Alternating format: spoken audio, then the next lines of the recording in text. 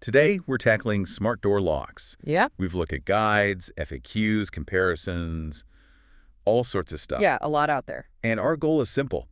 Cut through that noise, give you the really essential insights. You know they're keyless, but there's quite a bit more to it. Exactly. We want to unpack what makes them smart, why they're suddenly, well, everywhere, and help you figure out what you should look for. Okay, so let's start there. What actually makes a lock smart?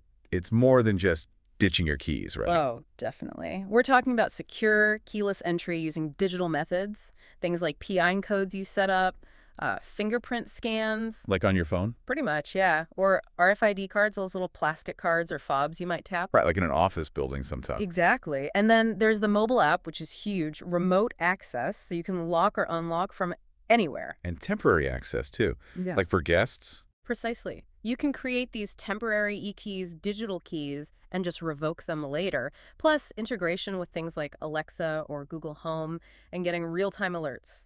Okay, so it's about security, but also a lot of convenience. It really is both. And, one question we saw pop up again and again in our research, including in some Urdu sources we looked at, was basically smart lock, keysy come, karda hai. Meaning, how does a smart lock work? Exactly. And the answer is through all these different digital ways of saying, yes, let this person in, usually connecting via Bluetooth or sometimes Wi-Fi. Got it. So thinking practically then, people want to know if they can just add this to their existing lock. We saw that question phrased as Kaya Smart Lock Existing Door Lock KeySath Compatible High. Right. Is it compatible with the existing lock? And the answer is usually no. They typically replace the whole lock mechanism, the body of the lock. Okay, so it's a full replacement. Generally, yes. But the good news is the handles are often designed to work whether your door swings left or right. Universal fit, mostly. That's helpful. What about power? That's always a concern with smart tech. Batteries running out. It's a fair question. They are usually battery-powered, typically 4 AA batteries. How long do those last? Well, it varies. For the TT Lock models, maybe 8 to 12 months.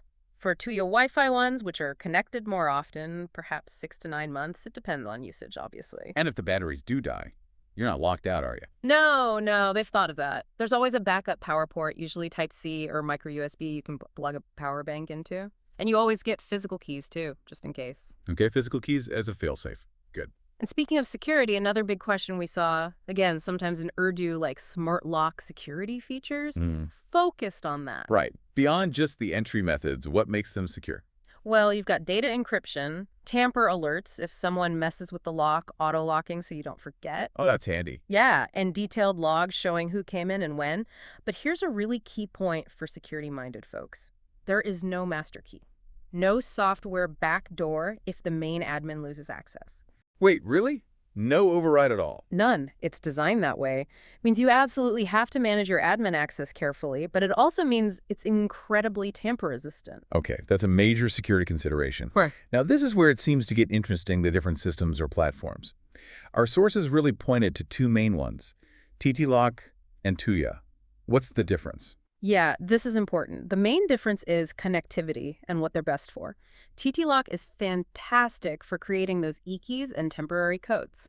It often works offline, just using Bluetooth from your phone. So no Wi-Fi needed sometimes. Not always for the core functions, like generating a code for a specific time. You can add a Wi-Fi gateway if you want full remote control, but it's optional for some uses. Okay, and Tuya? Tuya is more about direct Wi-Fi connection right out of the box. It's built for integrating really smoothly into a broader smart home system with lots of other devices. So if you have smart lights, plugs, cameras, Tuya fits better.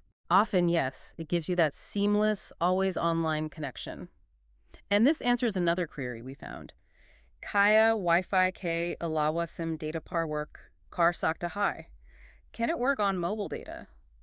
With Tuya, using a mobile hotspot is definitely an option because it just needs internet. So TT Lock for maybe simpler offline-focused access like rentals, and Tuya for the fully integrated smart home. That's a good way to think about it, yeah. Though both keep logs, both let you add family members with different permissions, that kind of thing. All right, so listeners need to think about how they plan to use it. What else should they consider? Like the actual door. Absolutely. Think about your door. Is it wood, metal, even glass sometimes? Is it inside or outside? That affects the type of lock you need. And how you want to unlock it. Right. Fingerprint, PIN code, app.RFID. Maybe even face recognition on some newer models. And, crucially, Why are you getting it? Your own home, an Airbnb, an office, each has different needs. So asking those questions really narrows down the choices. What about putting it on the door? Is installation a nightmare? It's generally designed not to be. You can usually hire a local carpenter or handyman, and good suppliers often provide video support or tutorials to help them out. Pretty straightforward, usually. Okay, so we've covered a lot, the core features, the practical stuff like power and compatibility, and these different ecosystems like TT-Lock and Tuya. We have. It's quite a landscape. It really is. And, thinking about all this, it raises a bigger question, doesn't it? Beyond just opening doors, how do these devices fit into making our homes or offices truly, smart and responsive? It's not just about locking and unlocking anymore. That's true. It's about changing how we interact with the space. Exactly. So the thought to leave you with is, what other parts of your environment could benefit from this kind of smart upgrade? Moving past simple automation towards a system that's really integrated and intelligent. Something to think about.